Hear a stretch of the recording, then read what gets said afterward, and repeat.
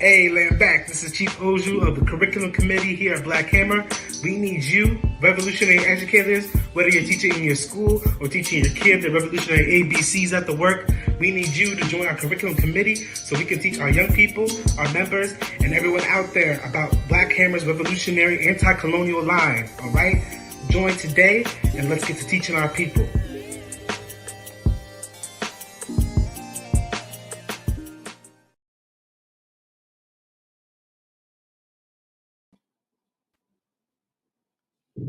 Check.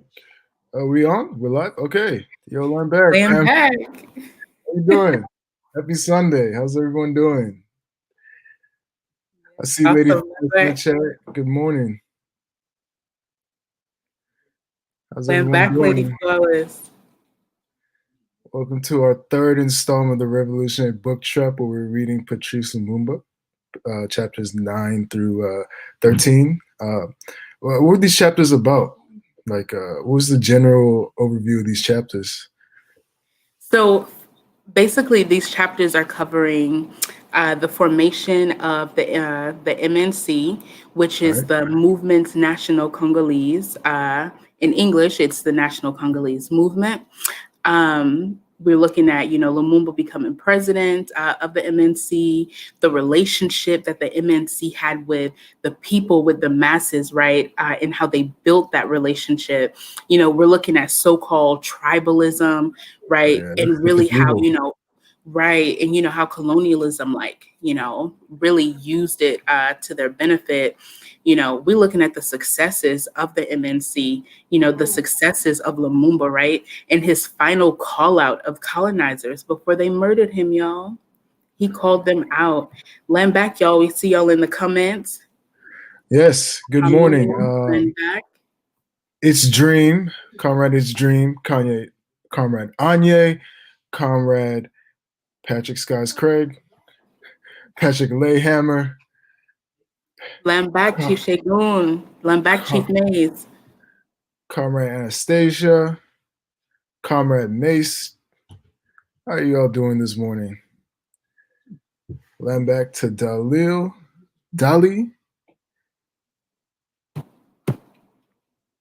Morning to Jip. I don't know how to pronounce it. Yeah, good morning. Good morning to Fave Kai. Good morning, Chief Indu. How's everyone doing? From Chief Through. I love Chief Through. I love how you threw that in there. From Chief Through. Oh, from Chief Through. Okay, awesome. All right. So yeah, again, here's a third installment of the Revolutionary BookTrap. I am Comrade Cathunsin, here with my lovely co-host, Chief Amina. And like I said, we'll be going through chapters 9 through 13 of Patrice Lumumba. It's getting spicy. We're talking about his victories and tribalism. But first, before we head into the trivia, right now, we like to start off each broadcast by raising funds for Hammer City, building this dual contending power, a place that's rent-free, has housing, food, healthcare, free from cops, no coronavirus, and no colonized people. Yes, absolutely. So, y'all, let's get some funds in for Hammer City. Right. Our goal is $100. All right, so let's go ahead and get those funds in. Cash App, Venmo, at Build Hammer City, GoFundMe.com/Build Hammer City. It's interesting. When you get to Hammer City, what's something you're looking forward to? What you go do? Playing soccer. I really like soccer, so definitely playing some soccer, and teaching. Like I'm in grad school right now to become a teacher, so it's like definitely teaching the colonized masses and playing soccer, because that's like an international sport. And this kind of reminds me of a story. So I was with my chapter doing outreach the other day, and there was like a homeless man on the I was walking by and he asked me for money, and then I was like, because we were around the corner and we had like food and food, socks, giving back to our people. And I was like, I didn't have any cash on me because I had cash, I would give it to them. I don't mind giving colonized people cash. But I was like, all right, we could go around the corner. I could get you some food, some canned foods. And he was like, how am I going to eat that? I don't have a microwave. And I don't have a what do you call it? Then you open can openers. Yeah, I was like, so I was sitting there like thinking about it, and then a group of colonizers walked past, and then I was sitting there like kind of like confused and stuff like that, thinking about this problem. Some colonized people walked by, and he asked them for money, and they didn't even like turn around, they didn't even do anything. And then he was like, pretty much, man, forget them. They're the reason I'm in this predicament in the first place. I was like, you were completely right. Colonization. Right, So, exactly. So they understand, you know what I'm saying? They understand, but just need Black Hammer there to make sure they understand that they are not powerless. They do have power in this, and to empower them. Right. So they understand. Absolutely. They have understand the world. They're not dumb. They have two eyes. They live that experience. So, and think about that when we're going into talking about what do you call it? Patrice Lumumba and how he empowered the masses and projected the will of the people. So, one thing that colonialism would want us to believe, and I mean, like they have literally attempted to teach these things through like Darwinism and stuff, right? So it isn't like a metaphorical, like, like what they want us to see. Like it's literally what, they have been saying. And they want us to believe that somehow, people who are, colonized, like colonized homeless people, are in the situation because somehow they were not fit for survival, right? Somehow they're in the situation because they like deserve to be, or they're in the situation because they couldn't keep up with the best of the people. And that's what colonialism wants us to believe, right? And so I love that that this brother understood that the reason why he's experiencing these things, the reason why he's in this predicament is because of them. It's because of colonialism. Because with, before that, right, without this like colonial capitalist system, he would not be in that predicament. And, this is one of the beautiful things about building, Hammer City, right? One of the beautiful things about having, communities that are only for colonized people. And, these communities, exist, right? The difference here is that colonialism isn't, forcing us to be here with its foot on our neck, right? In this sense, our foot is on the neck of colonialism. People often forget, like when we look at, neighborhoods that are only with colonized people in them, we've been forced to be there, right?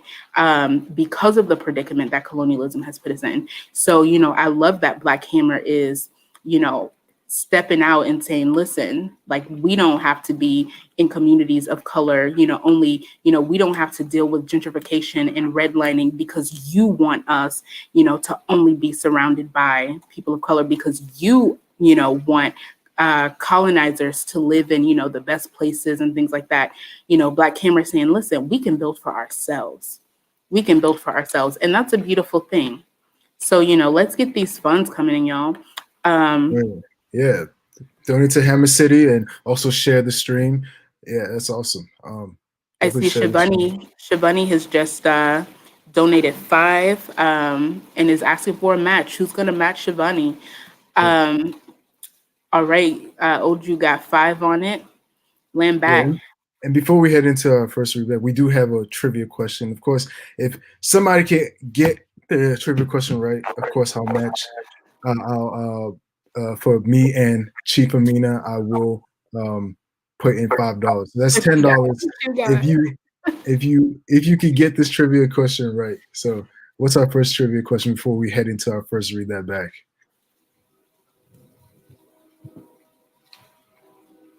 Book trap trivia. All right, what year did the Congo gain its independence from Belgium? Was it 1868, 1960, 1901, or 1776? Which one, y'all? When did the Congo gain its so-called independence from Belgium?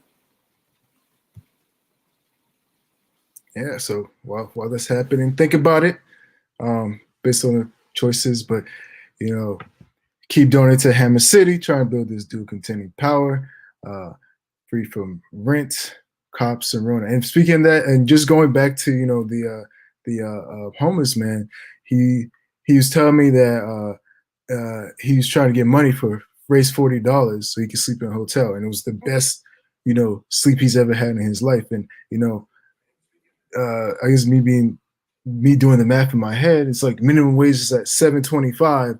Somebody has to do, how many hours is that for? 5? No, a little more than 5, like 6 hours of hard labor, right? For capitalist masters who are exploiting and making billions off this labor just so he could sleep well for one night. Just think about that. Right. He has to work 6 hours just so he can sleep one night. And that's like how long we sleep? 8 hours. So it's just he understands his material condition, and it's important for Hammer City to be built so he could have a place to sleep whenever he wants. Absolutely. Food and shelter, build dual contending power. And so the correct answer is 1960. So that means I will be donating $10 to Hammer City. So good job, Hammers and Patel. And these comments, it looks like Pat and Carlos got 1960. Chief Oju, you wow. I see you out there. Right. So yes, 1960. All right, let's go ahead and get into this first read that back, y'all. And keep those donations coming as we are going. So definitely. as we're moving into the read that back,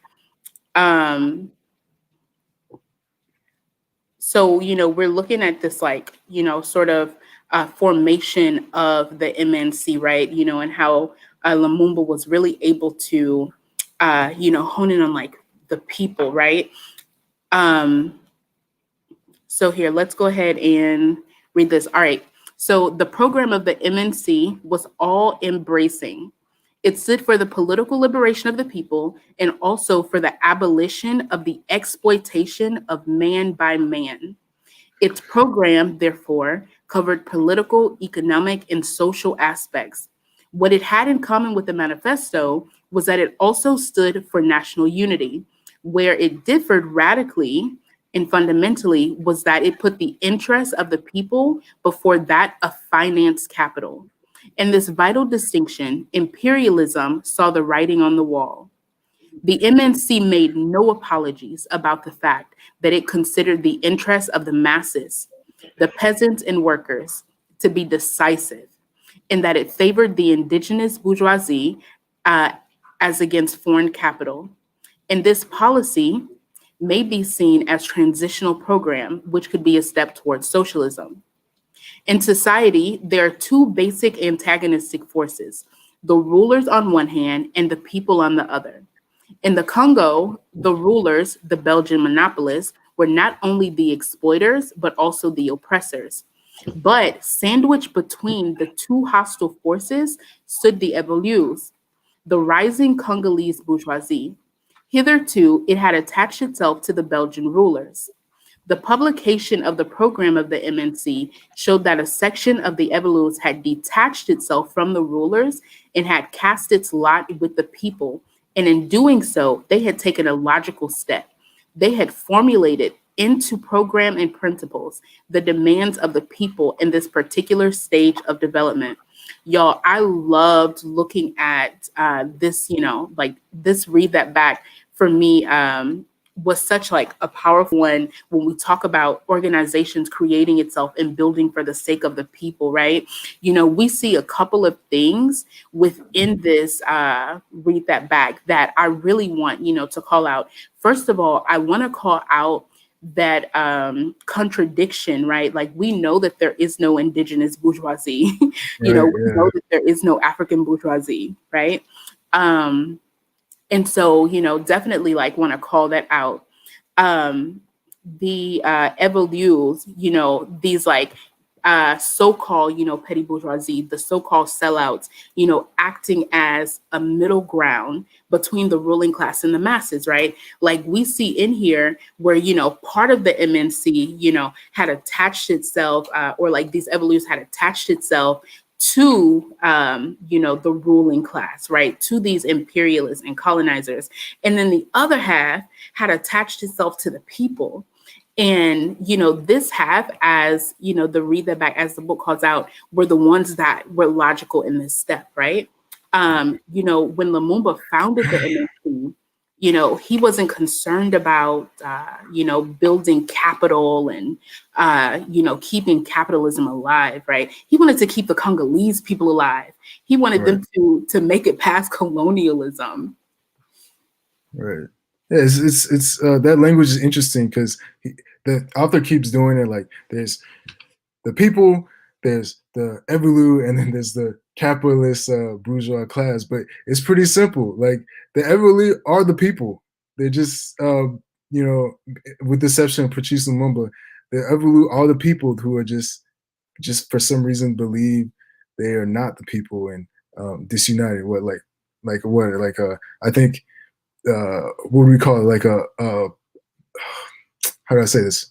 A embarrassed millionaire. That's what That's what That's what liberals are. Just embarrassed millionaires with no class analysis. So it's interesting, and it's also interesting just to see.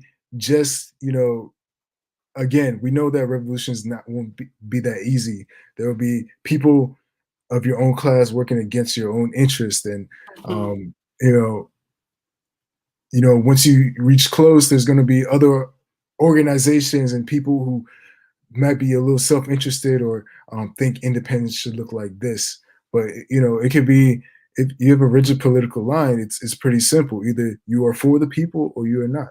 Exactly. In the words of Kwame Ture, either the people own the means of productions or they don't. It's pretty simple. Like, just right. And right now, the people don't own the means of production, and they don't. So, and then there's also a note about MNC had very specific demands. Also, like they had, you said they had about 7 demands. What were they? Yeah. So the MNC was calling for. And when we think of the demands that they had, usually the United Snakes loves to call them like socialism, right? We're not, they don't like to call it, or the colonizers love to call it like socialism, communism. They don't want to call it being a good human. But, some of the things that the MNC called for were, making sure that, the people, the Congolese people had, a system of social security, right? From the cradle to the grave, making sure that there was equal protection and support, right? From the cradle to the grave, y'all, pension and sick benefits for our elders, right? They called out that healthcare should not be dependent on your income. What it is that you're making should not be, determine what kind of health services you get, right? You don't get less because you make less, right? They called out the housing situation, that housing should be inexpensive, right? I mean, we're talking about colonizers, coming onto land and then dictating the cost of what that land is, and so, the MNC was like, no, we can't have that. And then education, education should be free. Why do we have to pay for, our colonized children to go to school, and get an education? Why we have to, pay for our colonized children to go and learn math, And the worst part is, why do we have to pay you for them to do that? And then, raising the status of women within Congolese society. Last week we talked about how women were treated, and how that is a symptom of colonialism. So changing that, and then really holding on to Congolese history, arts, traditions, right? Making sure that those things are promoted. Comrade Cathunsin, one thing I really wanted to pull out from this, where it says in the read that back, it says, okay, it stood for the political liberation of the people and also for the abolition of the exploitation of man by man. And, I thought that was like a really powerful thing that they were calling for, because, I mean, we hear Commander-in-Chief Ghazi say, all the time that like nobody should be living at the expense of anybody else. Right. Right. And so the MNC really, called that out. Like, we need to stop the exploitation. Right. And I think capitalist propaganda works extremely hard to make that not imaginable for people, like people not living at the expense of others. So, but time and time again, even if you read theory through practice in certain societies, it's possible. And even with Hammer City, it will be possible. So make sure you guys are donating to Hammer City, because we need to get this city built for dual contending power. I invite the audience, if they have any interesting clips or excerpts from the reading. It looks like we had one pop up. Chief Savvy, you want to go ahead and pop that back for us? Okay.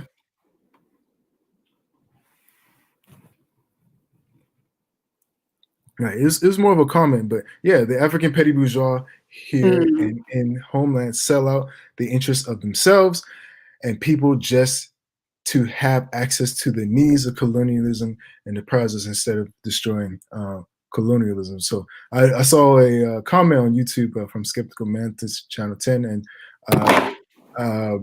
he said or the person asked, there is no African bourgeois, and we don't think based on power dynamics and the role of neocolonialism, there is no true African bourgeois until they have dictatorship over their lands, their land and resources, which they currently don't. And we can see that through neocolonialism, defined by Kwame Nkrumah. Right, exactly. And we don't even want a bourgeois party, right? Like, we trying to get rid of those, those like divisive lines. We not trying to have, no class separation, because we know that when there is the bourgeois, that means that we are living at the expense of other people, right? Because if there's a bourgeois, then that means that there has to be, a poor class, right? A falling class. And we don't want that, like, we want us all to be able, to live, right? To experience, to enjoy, like what we're here on this planet to do. Comrade Cathunsin, do you see any audience read that backs? Or is there one that you wanna call out or anything? I don't see it in the chat, but I have some extra read that back, so I'll just read briefly. So something like I have a little quote here that I'll read. So I'll read it real quick. Like Nkrumah, Sékou Touré, Lumumba, in entering the election battle, was fighting on the plane which favored the bourgeois, right? So, but he beat them, right? So there's for context, there's a election where a lot of money, and you can see this in the currently American politics, but they call it lobbying, which is just like advanced bribery, legal bribery. But so the Belgians were there were a bunch of secessionist groups and kind of leaders they were molding that they invested a lot of money into, right? But they still lost the election. So I'll finish reading this. By the time he had lost the inferiority complex, which accepted the Belgians were superior and could not be dislodged. In this respect, he was ahead of many of his contemporaries and colleagues who still suffered from an inferiority complex even in independence. The bourgeois of Belgium disliked Lumumba, but they had to admit that he had the qualities of a leader. He was dynamic, and the people liked him. In the Council of Ministers, Lumumba was said to be entirely dominant. Most of the ministers respected his brilliance, his capacity for hard work, his ability to get results. Most of them were afraid of him and could not stand up to him in an argument. So, focusing on Lumumba had lost his inferiority complex, right? Mm-hmm. So this doesn't I'm pretty sure maybe it like unites with principal unity number one, but building revolutionary confidence, making sure the masses do not feel helpless, and understanding that the oppressors are not inherently better than them. Right. Just maybe out organized. So it's up to us to be as organized as possible. And for instance, building Hammer City. Hammers in your hood, making sure the communities are good and don't feel helpless. Because there are people out there with material needs, and you get the loyalty of the people by changing their material conditions, which the state has failed to do. There is Lay Hammer has a read that back on page 121. Or no, there's another read that back. Yeah, Chief Oju put a read that back in the comments, and I wanted to acknowledge, Chief Oju acknowledging that like believing in colonized leadership, including like our own leadership, right, is part of that principle of unity number 4. So okay, you want to take the Chief Oju read that back? Okay, I'll take it. Tribes like nationalists may always remain in a country, but it is tribal politics that should be fought and destroyed. Tribalism was a different matter, for it arose from colonialism, which exploited feudal and tribal survivals to combat the growth of national liberation movements. And this was in the book. This is in the context of this the one that you wanted to pull? I was talking about this one. Yeah, this is a part of a book called Class Struggle in Africa by Kwame Nkrumah. And he's saying that tribes will always exist in Africa. That's no doubt. Because, I'm personally Ashanti, Akuapem, but tribalism, tribal politics, that being used to divisive and build disunity. And there's also, especially colonizers exploited tribalism to cause these class divisions and things like that. So it's and there's another quote that says that tribalism is simply a result of Africa being underdeveloped. So that's definitely a powerful quote. Yeah, and I want to before because the contradiction like within that quote, right, of Africa being like underdeveloped, right, like because Africa itself isn't underdeveloped, right, like it was stolen from, it was looted, it was raped, and so as a result of what colonialism has done, Africa is having to like try to rebuild itself, right. We know that before colonialism, that Africa had there's there's this quote, okay, so like there's this quote that I heard that said Africa didn't have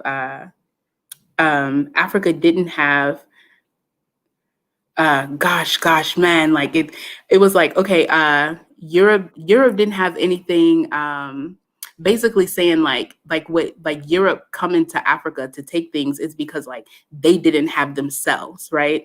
And so like what Europe has stolen from Africa, what the colonizers have stolen from Africa is because they themselves lacked it.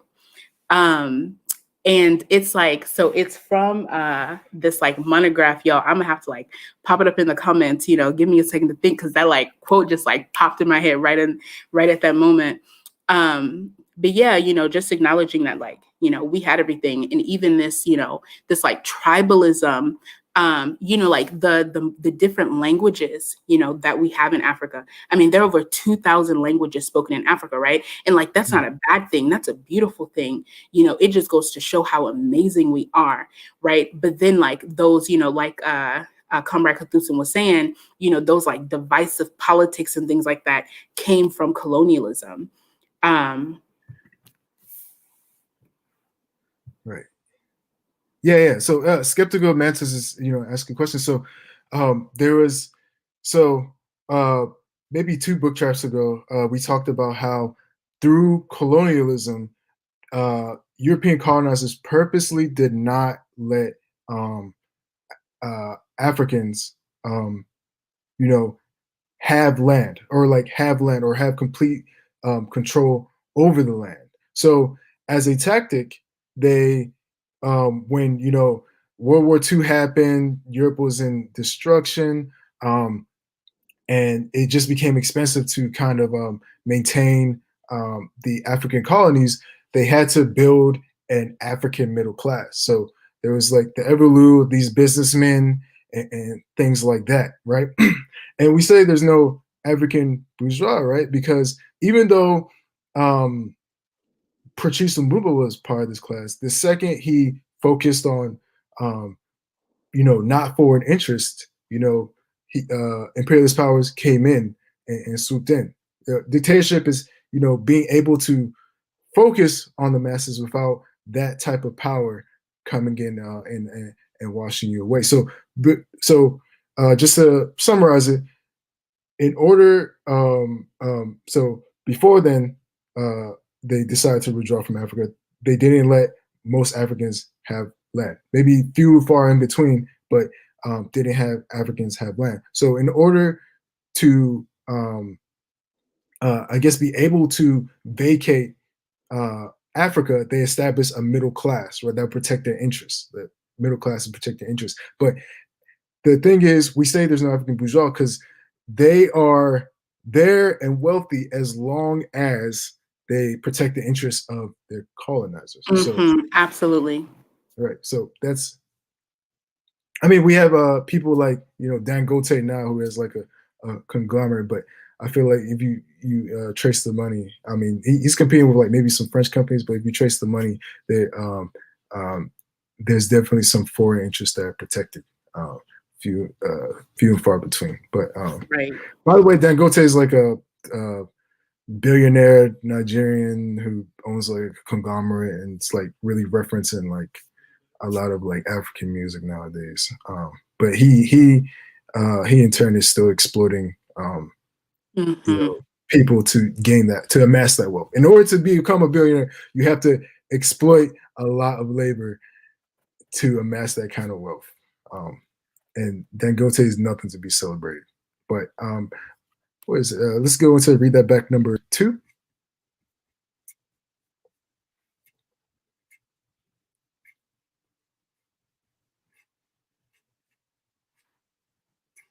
So I guess I'll read it. Is it up? Yeah. So the fact is that rulers tried in vain to project a leader who would be able to stand up to Lumumba. They tried Leo, but though trusted, was essentially a committee man, good at intrigue, but like a blind worm, completely helpless to the face the glare of the sun in broad daylight. At one stage, Ganoff, right, and Ganoff is the person that the king of Belgium, I guess, appointed to, I guess, lead the discussion on the representative lead Congo's independence from, I guess, the ambassador for independence for Belgium, right? And the thing about this is, like, even though the Patrice Lumumba's party had won, he, instead of like appointing Lumumba as the leader, even though they had overwhelmingly won, he tried to go around and talk to these other groups who had more of their interests in mind, right? So that's kind of like the sneaky things that Belgium did with this Genoff's person. So Genoff's, in desperation, tried to appoint Cyril Abdullah as formateur. So the formateur is the name, right? So he tried to appoint him, even though the MNC had won, right? So he tried to go back and appoint him. This was rejected. Abdullah, though, without question, one of the best brains in the country, had no total support, right? So failing with Leo and Abdullah, they turned to Shambe, who in him they found a man with no principles, whatever, completely shameless, without dignity or character. As a businessman, he was a failure. He was, however, ambitious. Those who came near him soon learned that what mattered most to Moses Shambe was not the country or the people, but Moses Shambe.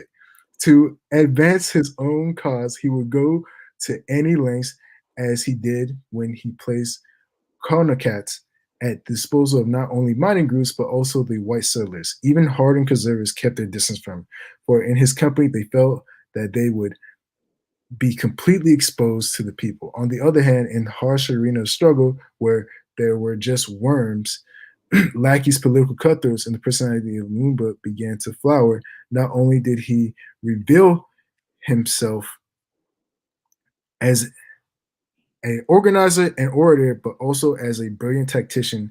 He acquired a rare flair of gouging moods of the people.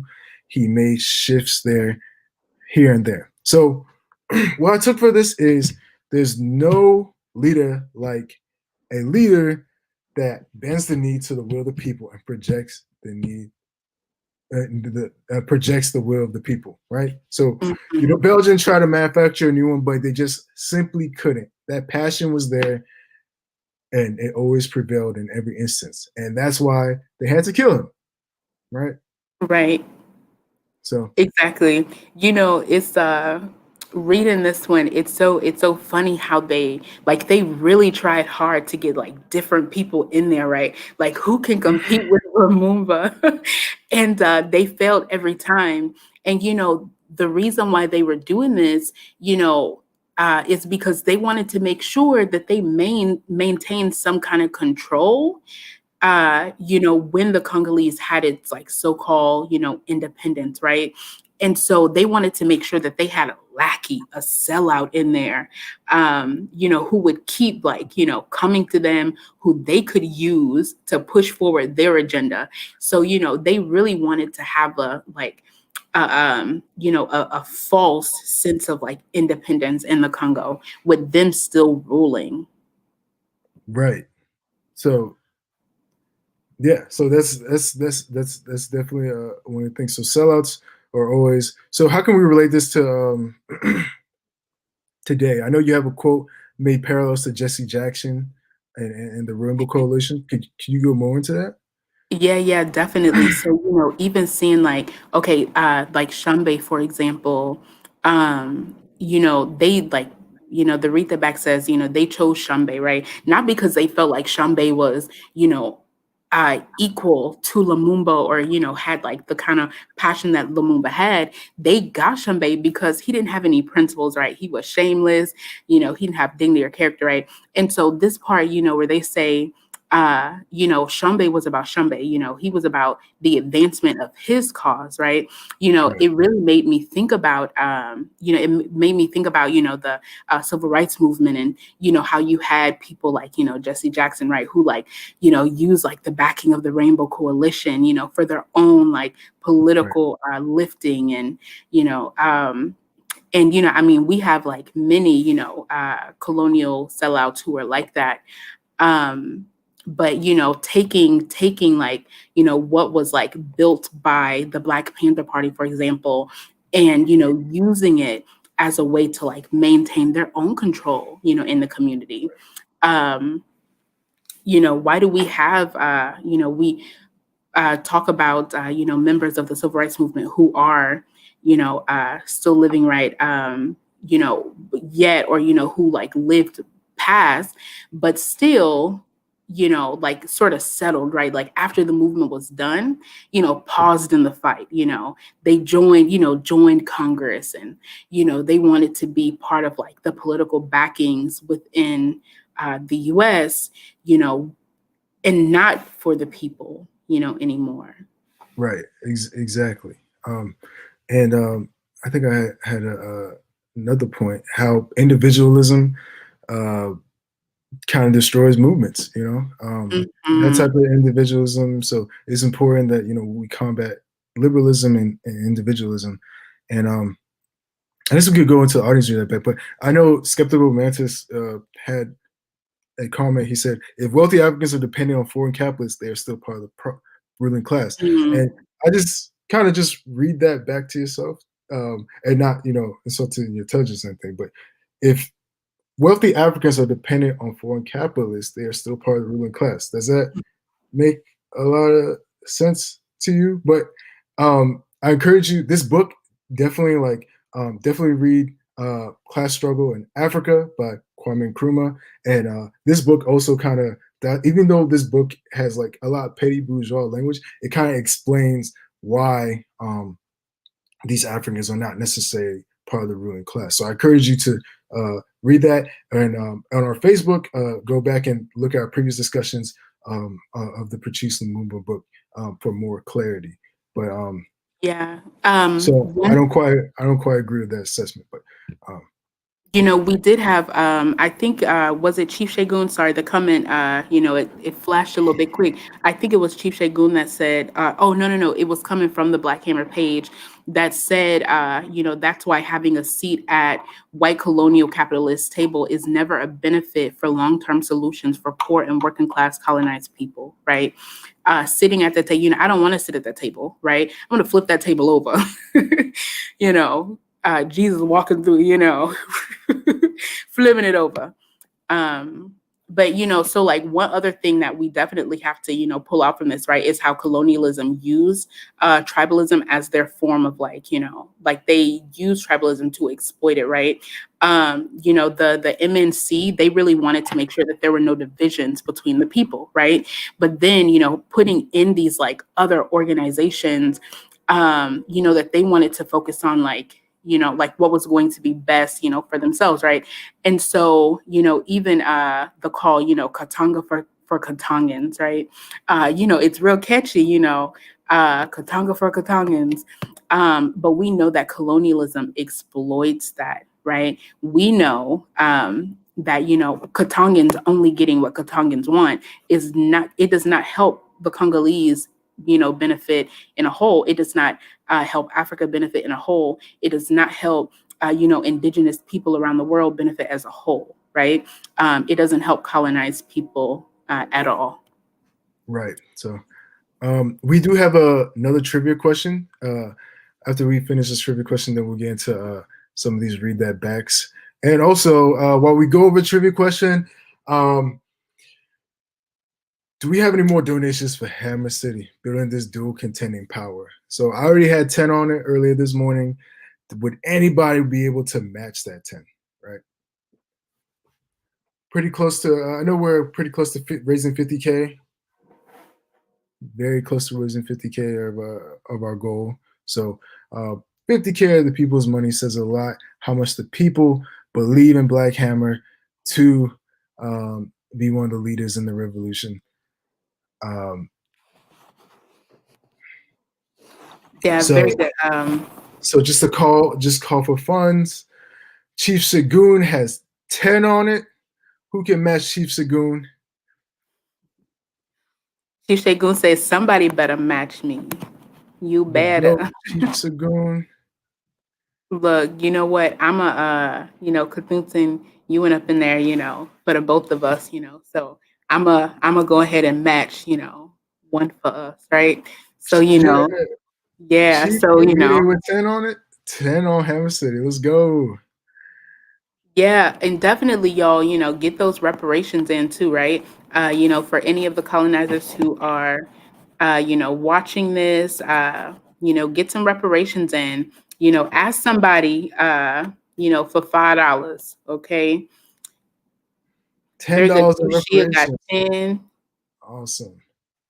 Chief Lay got 10 in reparations. Cash back. Yes. Cash back. Right, absolutely. Absolutely. I like that phrase. Yeah, make sure y'all hashtag continue to share too.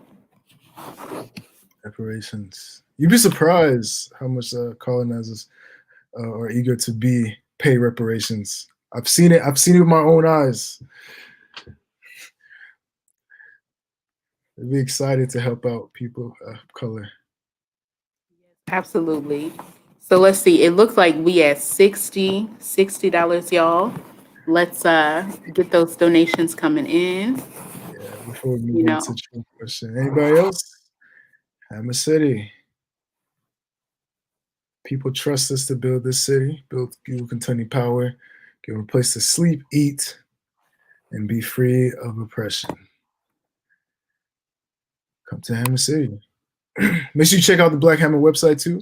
If you are new to the chat or if you're not Hammer, check out some articles of Hammer Black Hammer Times.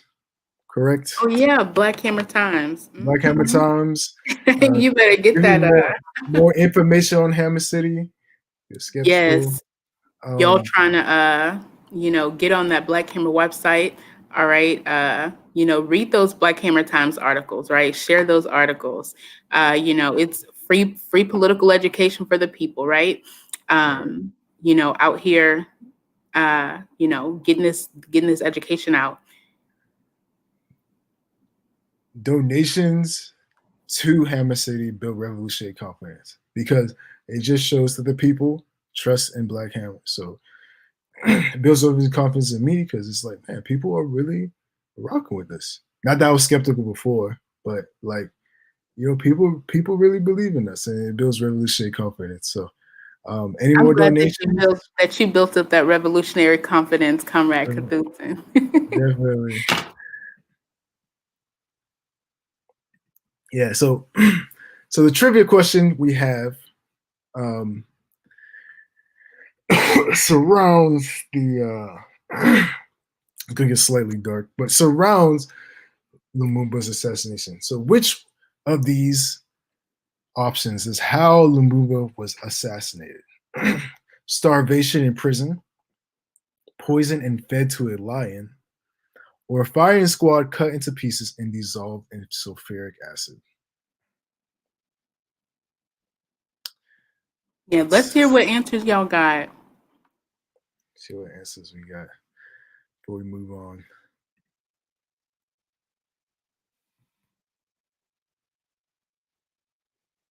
Right, so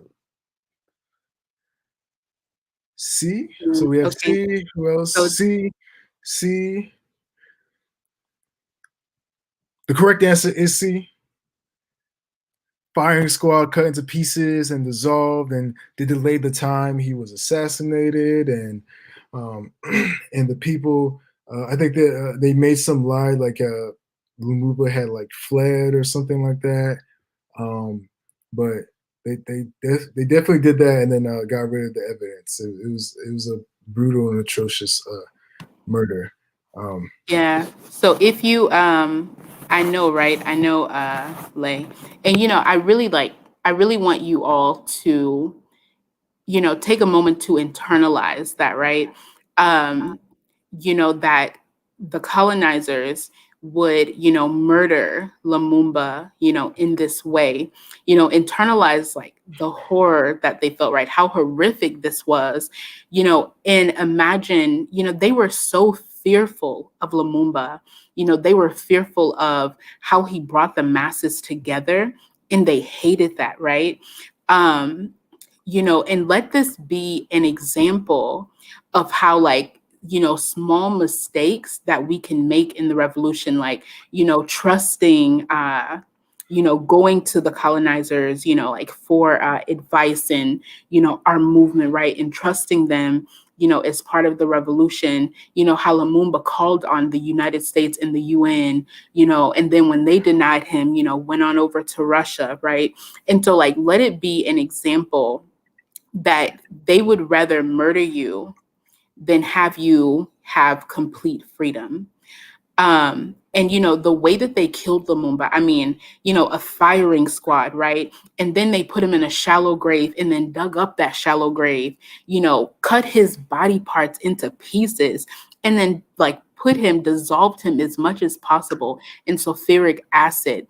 For me, that that tells me three things, right? Like, one, that their reaction was a fear, right? Like, they had a fear of him. Two, they had this overwhelming hate for him, right? And then three, this was an attempt to use him as an example, right? Like, they want to show you what they will do to you if you go behind them, And so they really, I want y'all to internalize this. Right. So I saw I read that back in the chat from Chief Bree. I actually looked it up. So the imperialists quickly realized what this victory meant. If the Congo under Lumumba was to be given a breathing space to consolidate itself, self-determination, then not only the Congo, but the entire continent of Africa could be jeopardized for capitalism and imperialism. The Congo had minerals, some of which, like uranium, were strategic nature. Imperialism as a whole could not afford to let these immense resources slip from grass, uncontested and overexploited. Principle union number 4, people won't be free until white power is essentially smashed. So that was a good quote from Brie and Crackers. So I guess next, I think it kind of ties into our last read that back. The next, right? Yeah, so, it definitely ties into the next read that back. What you was about to say? Yeah, so you could, so our last read that back, hopefully it comes up on screen. I guess you could take that. Yeah, all right. So our next read that back, within this process, right, we see, the Congo getting its so-called independence.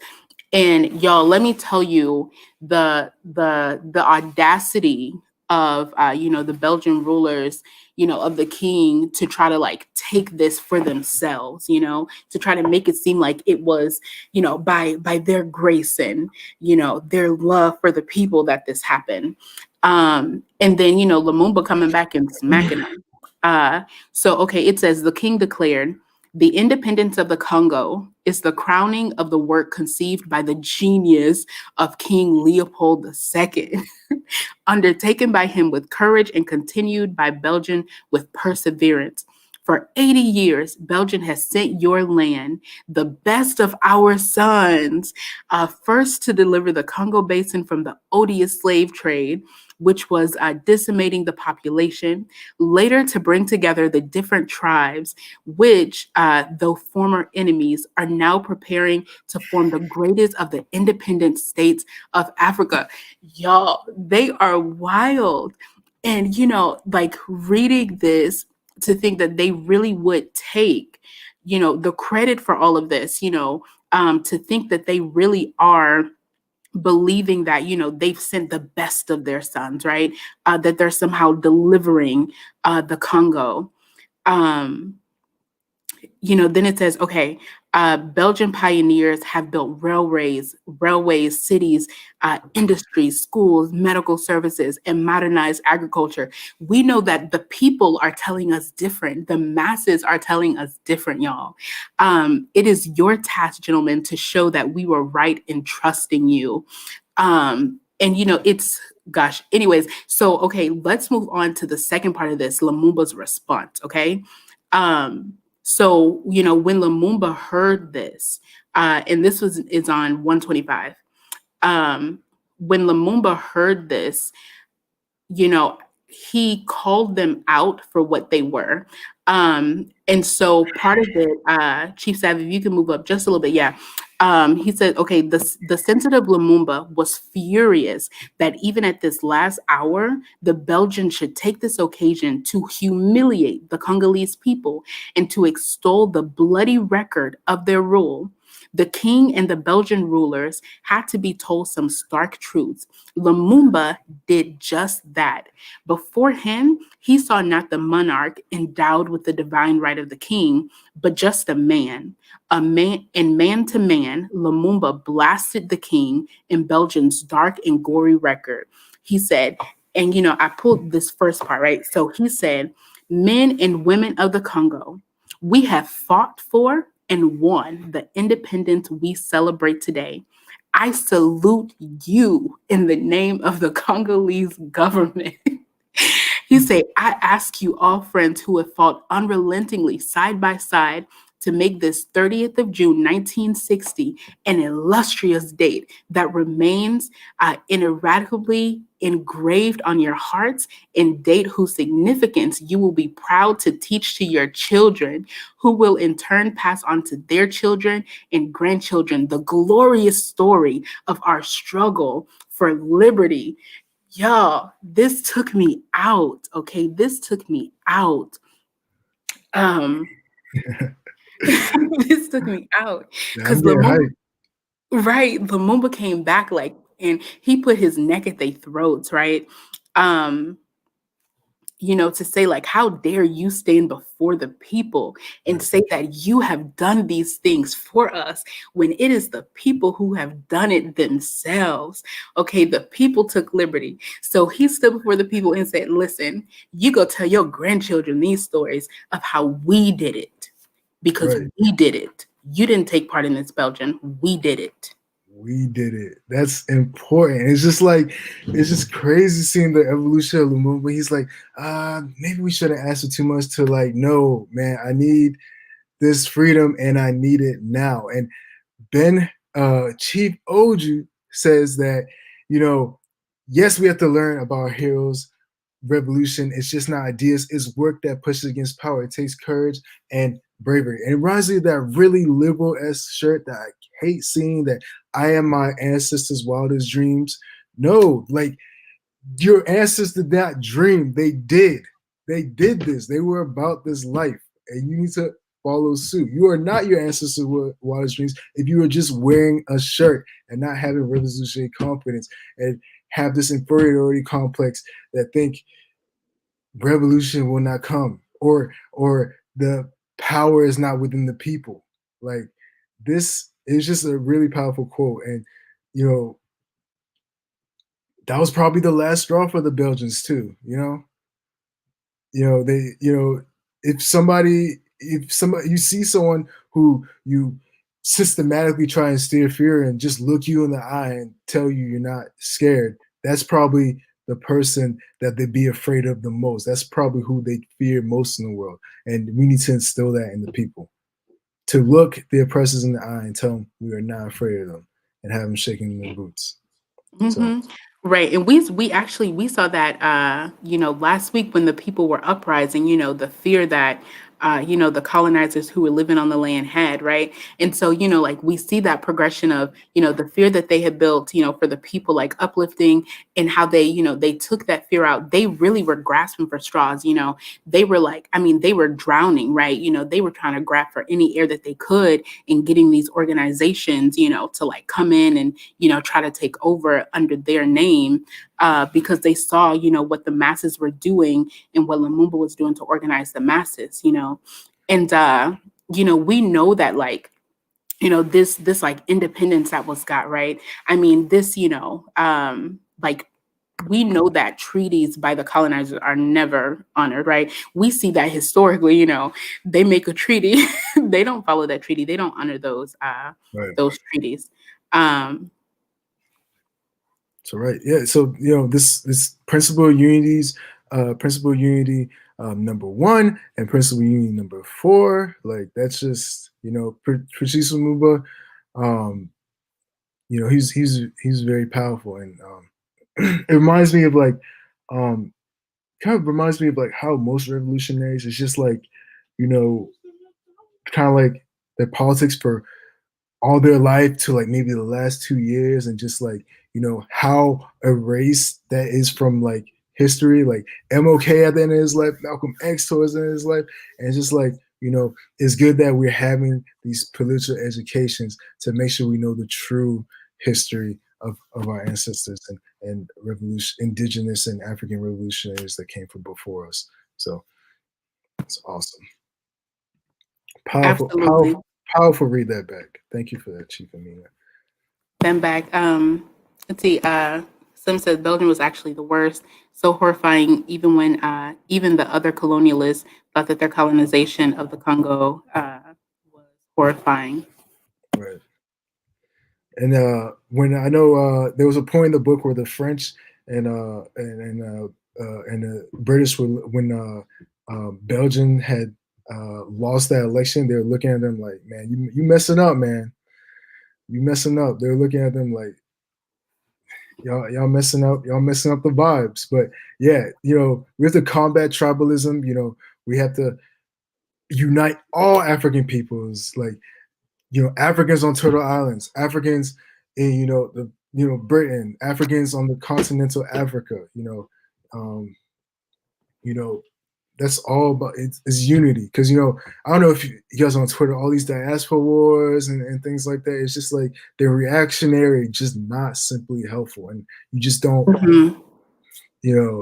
and it's always like somebody saying something, one person saying something ignorant, and then it just represents all people, and it's just like super reactionary. And I wish people would understand that that's not the way to freedom. This constant bickering. It's always like something stupid too. Like I think it was like last time it was just like electric kettles versus like pot. Like I don't know. It was really dumb, but I'm not gonna go into that. But principal union number 2. Um, and the book always I think the book always mentions there was a recent article, or either the Hood Communist or something, where it's like we need to differentiate Marxism from scientific socialism, and how every time we retell these stories, people always relate it to Marx, right? But we already know that Marx was not he didn't invent scientific method. He might have wrote good work, but Africans, this is not, foreign to Africans.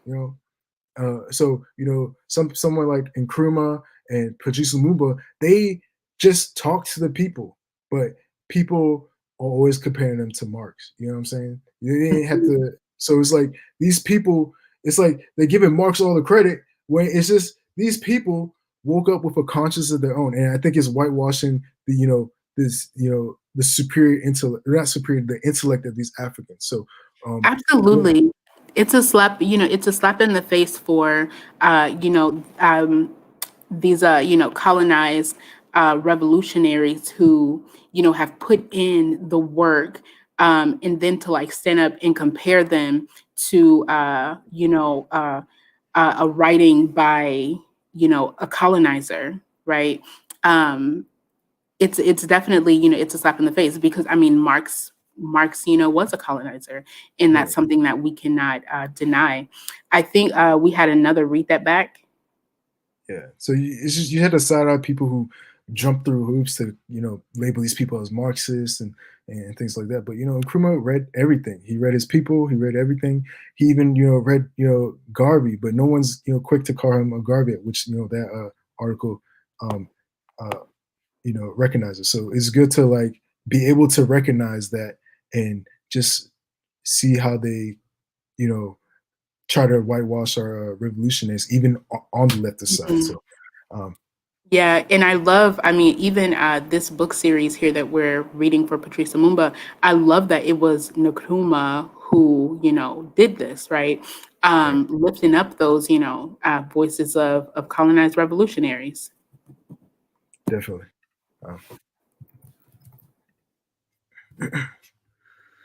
So, kind of that was our last read that back. We're kind of getting towards the end, so I think we'll move into we'll get into our final Hammer City fundraising call. So um, get those reparations, and if you have any extra change lying around, we're so close. We're getting closer and closer to our goal every day. The people believe in us, and Hammers believe in us. So let's get Hammer City, where we can find a place where everybody can have their needs, material conditions met, and be able to live freely. So Please get those donations in. Thank you for tuning in. It was awesome. This was like a powerful piece. Hope you guys are revved up, have a lot of energy. Like these things are possible, man. Like these things are possible. You don't need to read a lot of theory. Like, that homeless man, he understands his situation. He needs to feel part of a community where he's empowered and understand that there is a better tomorrow or a better future. Absolutely. We don't have to read Marx to know the situation that we're in. Like I said, it's always valuable, and it makes me think of Kwame Ture too. Just like how much of a teacher he was. Like he read all this stuff, but I think it's also important that you communicate, without using all the bougie language. Like Kwame Ture breaks down concepts so simply. Like I just realized that super complicated theory. He just breaks it down simply and a way people can always understand. So that's why it's just watching his I know we're talking about Lumumba, but like just noticing that. So I'm trying to get on that level of explaining to people in simple terms where everybody can understand. So that's just a personal thing on my side track. But yeah, any other donations for Hammer City? Yeah, I was gonna say, speaking of leveling up, we got $40 remaining to raise to meet our goal. Right. I think I put 5 more on it. 5 more. So what is that? 15 for me. I could do 5 more. So now we need $35. Who's gonna help us get to $35? Anybody? Yeah. Let's see which one of the colonizers watching can drop that 35. Right. I know you watching. I know you peeping. Right, peeping. No, land back, y'all. What is love? Or you sneak hating? Pay them reparations. Nick got 5. Nick got 5. Appreciate you, Comrade Nick. So we got 30 more to go. 30 more to go. So close. So close. Anyone? It's getting Christmas time, so I get it. Christmas time, still need gifts. My gifts are still at the store that I need to buy, but I'm still donating Hammer City though. I know y'all preparing to up this capitalist system for for the next fiscal year. Wow, $10 from Flawless. Thank you, Flawless. We got $25 left. That's okay. But all right, so let's head on to our announcements. Would you like to take that, Chief Amina? Yeah, sure. Let's go ahead. All right. Principle of unity number 3. All the problems the colonized face are from colonialism and the submissive neocolonialists within our colonized nations. Learn the real history. Join our class for colonizers. If you're a colonizer, you trying to pay reparations, you trying to unlearn, what you've been taught. Come and join our colonizer class, right? Our chief, Ture,